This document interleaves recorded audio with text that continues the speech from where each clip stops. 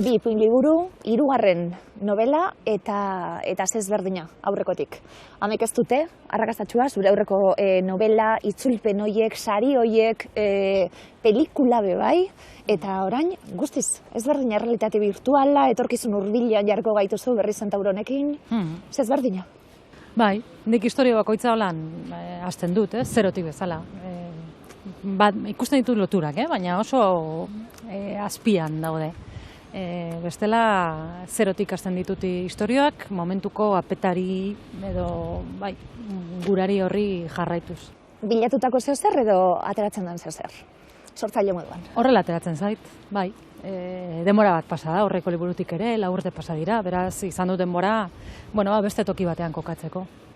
Errealitate virtuala areagotua, denetarik izango dugu, berriz Zentauro honetan, Parisen kokatu duzu liburua? Bai, Parisen, baina ez gaur egungo Parisen, baizik eta etorkizuneko Paris batean. Gauza batzuk berdin daude, eta beste gauza batzuk ez. Badago horari bat iraganarekin lotzen duena, baina etorkizuneko hainbat geruza ere gehitu dira.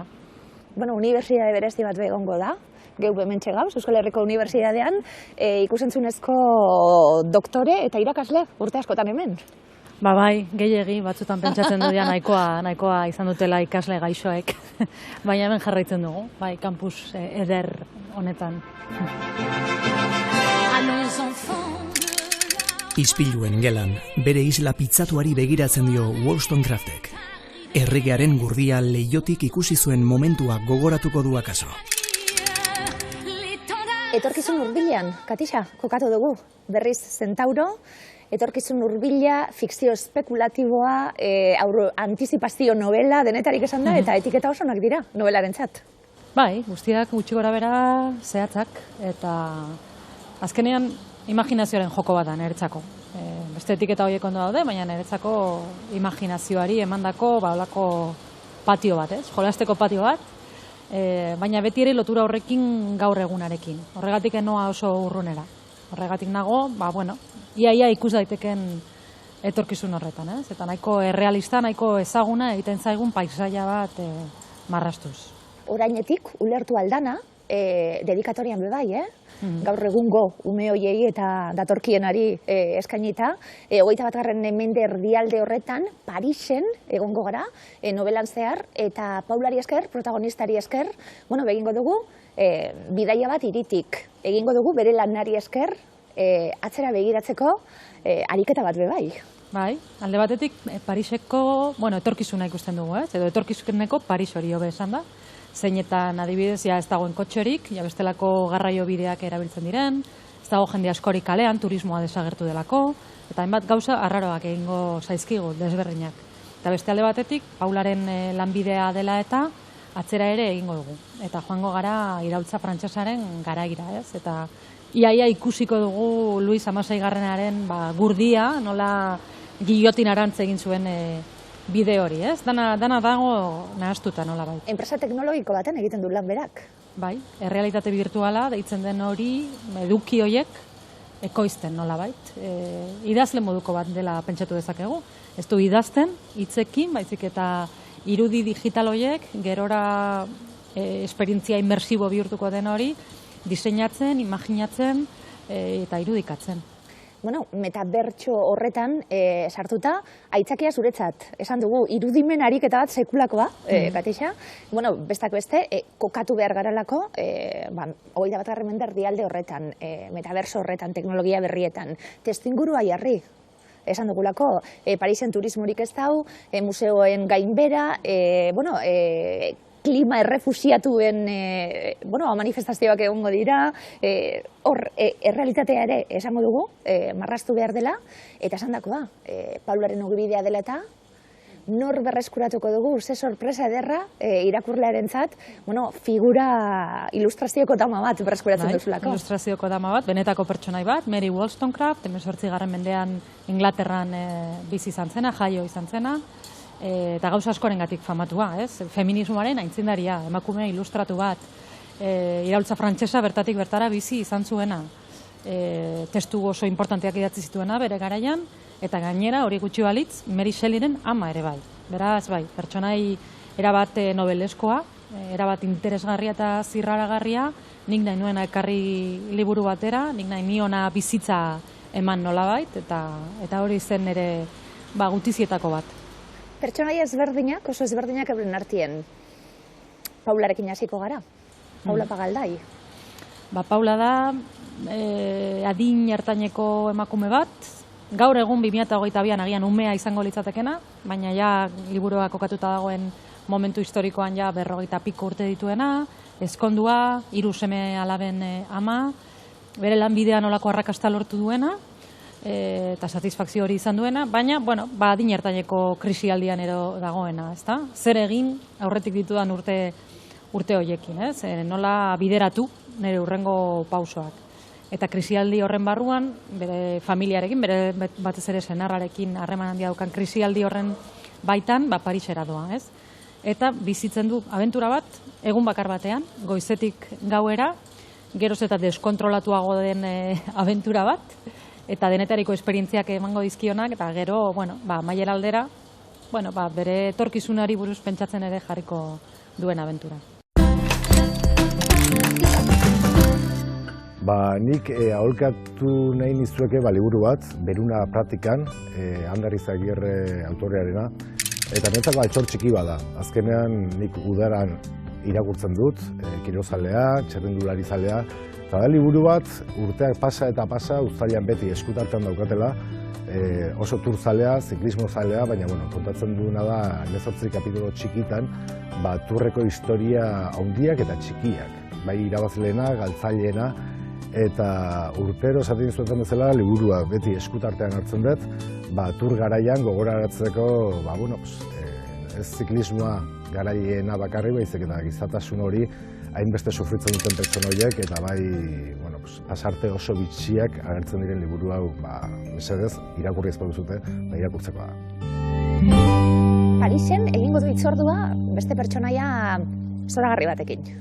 Max Dox, berak lagunduko dio, bestak beste, Mary Wollstonecrafti buruzko, dokumentazio hori egiten, bera aditua dalako pertsonaian. Zederra, dinot, berari eskerbe, beste hainbat ari zabaltzen zaizkigulako azpitramak, Katixa. Bai, Max Dox da beste belaunaldi bateko ordezkaria, Paula baino 20 edo 25 urte gazteagoa dena, eta beraz beste bizi ikuskera badaukana, ez? Batez ere teknologiarekiko adibidez.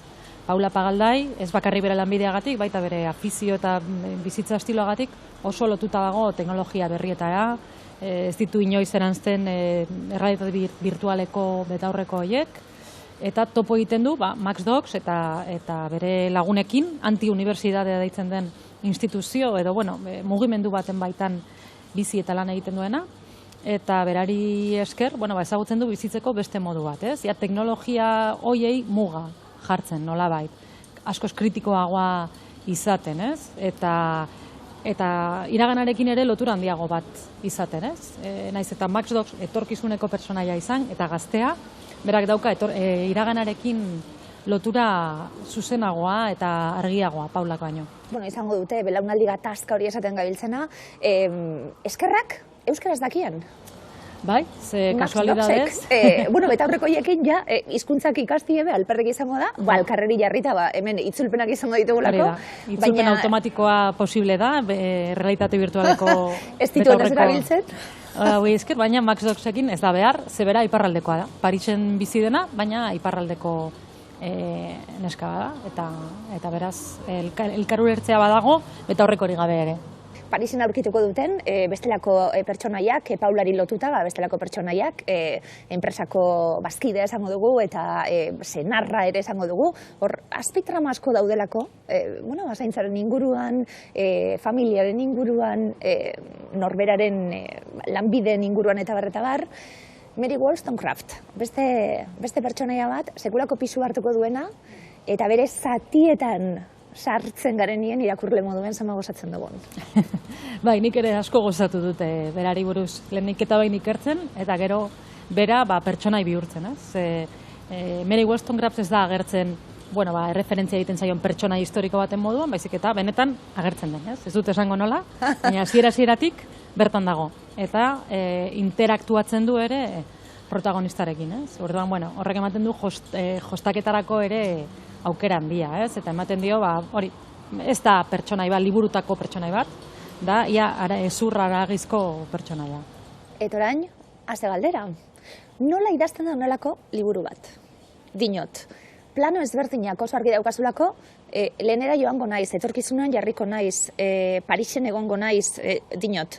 Zelan idazten daudana, horren beste pertsonaiarekin, azpitramoiekin guztiekin, etorkizunean irudimen ariketa hori egin da, pentsatu dana eskema handi bat egin, zelan idazten da, Katisea? Pentsatzen, bai. Azkenen idaztea pentsatzea da.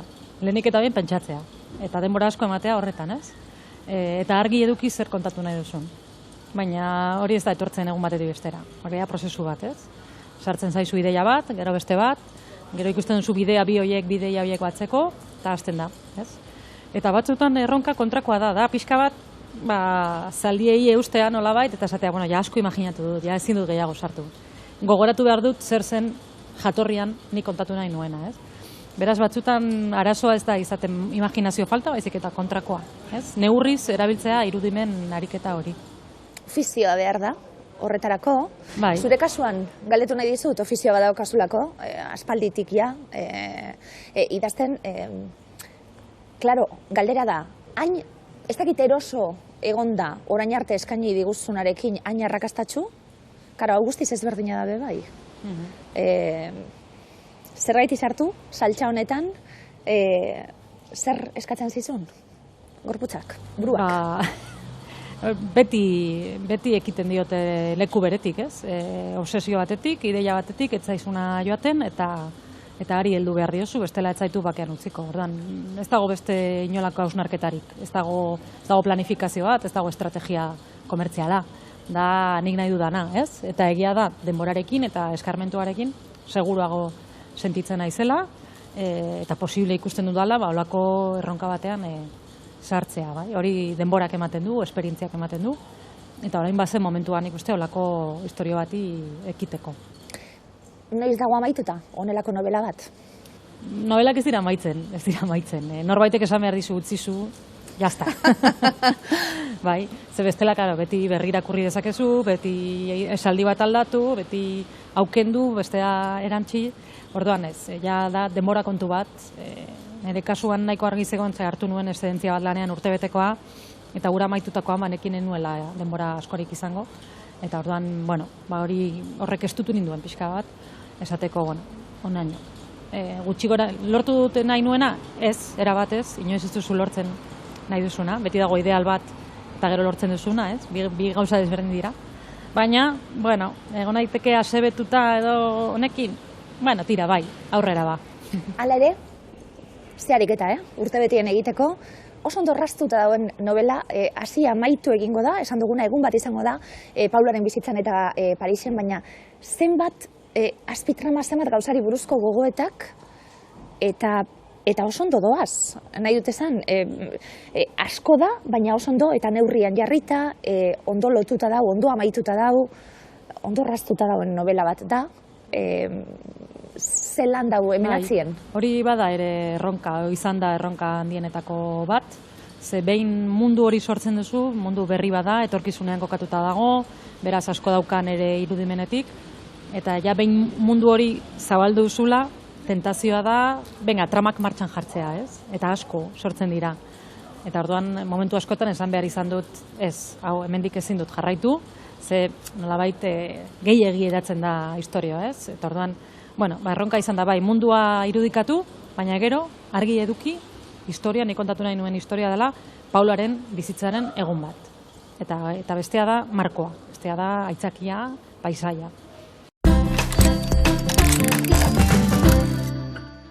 Bueno, osorik ez dut irakurri, baina behin baino gehiagotan bueltatu naiz Marguerite Yourcenarren Fuegos liburura. Fuegos liburua oso gaztetan idatzi zuen Marguerite Yourcenarrek, eta alde batetik ipuinak biltzen ditu, pertsonaia mitologikoak ardatz hartuta, baina beste alde batetik prosa poetiko laburrak ere biltzen ditu hainbat gairen inguruan, eta niri oso argigarriak eta batez ere estetikoki oso indartsuak iruditu zaizkit beti. Hor zalantza askorekin, baina bat aipatu behar dudalata David Quamenen The Son of the Dodo. Bueno, irugi gatazkatzua. Marina Sagastizabalek idatzia, saiakera da, Lixipe bilduman sartzen da. Eta gustatu zitzaidan oso, eta nik uste dut irakurri behar dela bai ala bai, jakiteko zein den denboraren ez da nahia. Eta denboraren artifizioa, eta benetan naturak ematen dizkigun beste denbora horiese guztiak edo tarte danak, ez? Dopia Presentza, hots, presentzia bikoitza emakume langileen errealitatea, bai etxean, bai etxetik kanpo lan egin behar izateak dakarren lankarga eta denbora falta. Iragana, nasketak, esan duguna, iragana, Mary Wollstonecraftekin etorkizuna, gaur egunetik, ulertzeko, bizitzeko, hausnartzeko. Bai, azken finean denbora esperimentatzeko dugun manera edo da oso nahastua, ere bai, ez? Orainan bizi garela esan dezakegu, baina zer da oraina, ez? Ja pasatu da oraina, orain dela segundu bateko oraina pasada. Ez? Non gaude orain, etorkizunean gaude, edo ja iragana. Erabat nahastutako kontzeptu bat da, benetan, nahiz eta pentsatzen dugunez, lehen etorri zen hau gero bestea, eta ez da holan, ez da. Gertatu zaiguna, gure iraganak asko baldintzatzen gaitu, geure historiak, nondik gatoz zen, ez? Eta etorkizunak ere asko baldintzatzen gaitu. Beti gaude pentsatzen etorkizun horrengan, ez? Bestela ez genuke ilusiorik izango bizitzeko. Beti gaude pentsatzen, ze bazkalduko dut gaur? Zer ingo dut bihar, asteburuan zer? Oporretan, nire seme-alabak nagusiak direnean, zer, ez? Beti gaude ere etorkizun horretan proiektatzen. Orduan liburuan ikuste hori ere argi geratzen dela, ez? Horregatik Mary Wollstonecraft agertzen da, 21. mendeko Paris horretan, eta badauka presentzia bat, eta badauka pisu handi bat. Zelan polita dauka, Paulak? Bai, esaten dute izango dela etorkizuneko lanbide importante horietako bat, ez? Metabersoa benetan garatzen bada, eta han pasako badugu denbora pilo bat, norbaitek diseinatu behar du, norbaitek imaginatu behar du, eta ea ondo egiten duen. Hezkuntzarako oso baliogarria, bere lana. Bai, zergatik ez? Hezkuntzanik ikusten dizkiote errealitate virtualari aplikazio oso interesgarriak, ez? Liburuan bertan aipatzen da, zergatik ikasi Frantziako iraultza liburu batean, ez? Guk ikasten genuen bezala, ez? Nolako egoera zegoen Frantzian, Luis XVI-aren garai horretan, ez? Zergatik ez joan ara, eta ikusi, ez? Nola bizi diren nekazariak, nola bizi diren Versailleseko gortea, ez? Hori guztia bertatik bertara ikusi alizatea, imaginatu, zelako lujoa. Fikzio eta errealitatearen nasketa hori. Gero jarraituko dugu, metabersoan sartzen bagara, claro, gure abatarrak sartuko dira, zer izango garen ere, hausnarketa txiki bat eginda, besteak beste, ez dugu honetaz berba egin, baina zer gertatuko da generoekin, dana lausatzen dalako liburuan bebai. Bai, gure gorputz fisikoa atzean usten dugu, eta bihurtzen gara olako kreatura digitalak, ez? Gorputzi gabekoak. Irudia badaukatenak, baina irudi hori guk diseinatu dezakegu, izan gaitezke gazte, zahar, horregatik Paularen krisialdietako bat ere bada, zahartu edo, pixkat ximeltzen hasia dela, eta metabersoan sartuta, gizon gazte baten itxura hartuta, bestelako gaztaro bat bezala, ez? Ez da bakarri genero aldatzen duela, gizona da metabersoan, gainera gazteago ere bada, ez? Eta horrek, pasabaltzen ditu aukerak. Victor, izango da metaberso horretan, Paula, ariketa horrekin bebai, dinot, irakurle moduen ematen dizulakon zerpentsa, sexu virtual hori. Ja, hemen dagoena, hemen ematen du, soineko neoprenoa deitzen diozuzuk. Realistagoa, izango litzateke etorkizunean, baina, bai. Gela gorri batzuk egongo dira, horretarako bebai, esku larru horiekin, existitzen dana, edo behintzet, hortxe garatzen ari dan teknologia hori. Bai, teknologia hori bidean da, baina inkluso teknologia hori gabe ere, gaur egun badago sexua bizitzeko modu oso virtualak, beti egon dira, baina gaur egun, mesuen bitartez, bideoen bitartez, sextina dela eta ez dela, horiek ere badira harreman sexualak ere, ezta? Eta, galdera da horrekin nahikoa zaigu, virtualitate horrekin nahikoa zaigu, edo beti izango dugu faltan fisikotasun, benetako fisikotasun hori, ez? Hori da pixka bat galdera. Erantzuna ere ematen zaiona amaiera aldera esango nuke. Ez da galdera errexo hori, baina, bueno, informatika ikasketak egin zituen idazle bat, Donostian bizidan zauztarro bat, 2 metroko gizona, 2 umeren aita, eta 2 aldeko txampona, ez? Batetik zirtolaria eta jostalaria, eta beste batzutan hipersentikorra eta pixka bat melankoniatxua. Hanik gezurra gutxi disimulatzen oso txarra bainez, baina gezur berdaderoa zaitzeakoan fikzioaz ari nintzen, ez da? Azkenean hoxe da fikzioan ere ustez, nolabait berdadero bezala saltzen dugun gezur bat, ez da? Kontua da batzutan errealitatea, baita ere errealitatea gezur tankera hartzen dula, nolabait egila baina gezurrezkoa baita batzutan, ez? Errealitatea. Agian ipuina, esango nuke, ipuinak idazteakoan zenitzen naiz erosoen, ipuinak idazteakoan gozatzen dut gehien, eta nik uste ipuina dela nire hizkuntza literario naturalena. Ez dakit, baina esango nuke agian sortzen detela nolabait nire erabakien erruz edo patuarengatik edo sortearengatik bizi izan ez ditudan bizitza horiek nolabait bizitzeko edo, ez da. Nire barneko paisaietara, nire beharretara, nire minetara, nire mugetara, nire ametxetara, nire amezgaiztoetara, nire deziretara. Agian, bazpada ez egin.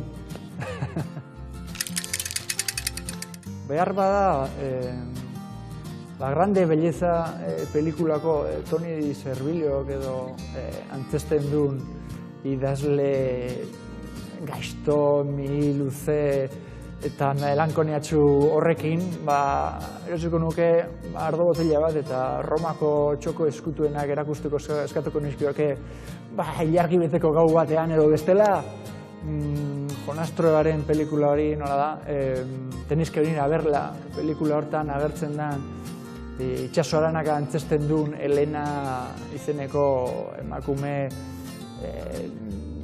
eta ere misteriotsu, erakargarri eta idealista horrekin ez da.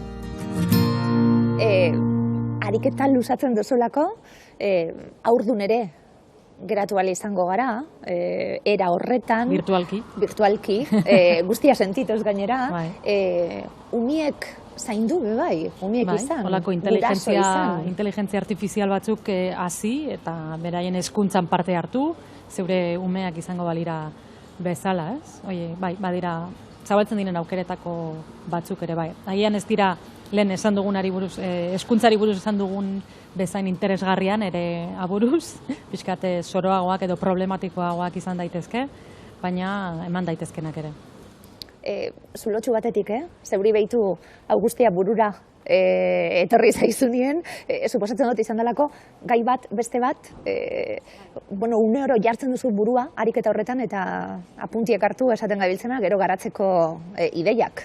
Bai, baina burua bere kabuz doa, lehen esan duan bezala batzutan gehiago da, esatea sortik noa, geratuko naiz nahi dudan honetan, ze batzutan ematen diozu gehiagi buruari eta gero ezin duzu gelditu. Ez da etorkizun distopiko bat? Ez, badaude gauza batzuk okerrago edo daudenak, batez ere klima aldaketari dagozkionak, ez? Eta hor aipatzen da hondartza bat desagertu dena betiko, errefuxiatu klimatikoak daude, errefuxiatuak deitzen direnak, asko, ez?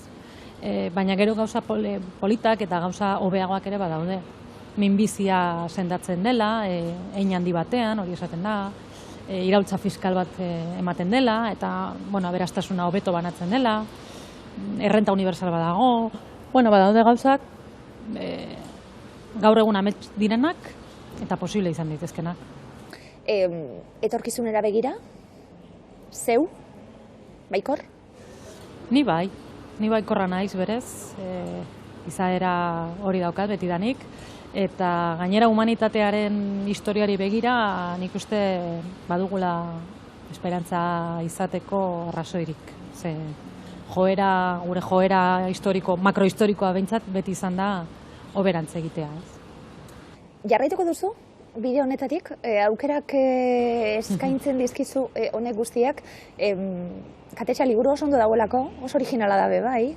Ez dakit... Bai, baina bigarren parte bat egiten badut ja ez da izango hain originala. Ez dakit, alde batetik badut tentazioa, esan dudanagatik, trama asko geratu direlako hor erdi zabalik, eta ikusten ditudalako bideak, ez? Baina ezagutzen dut neure burua eta badakit oso inkietoa naizela alde horretatik eta beti nahi duela zerbait ezberdina egin. Agian aspergarria suertatuko litzatekela pixkate formula edo mundu hori behintzat errepikatzen.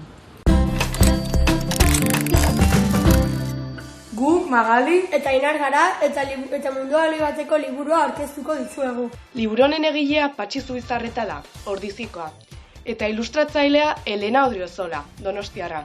Liburu hau 2014 urtean argitaratu zen, Elkar argitaletxean. Liburu honetan Nikolas deituriko mutil baten historia kontatzen digu. Nikolas klasekideen iseka jasotzen dituen mutil bat da. Futbol zelaian jolasten daudela, Nikolas penalti bat botatzeko prestatzen hasten da. Eta atzerantz doa, abiadura hartu nahian, atezainari begira tenkorra botatzen.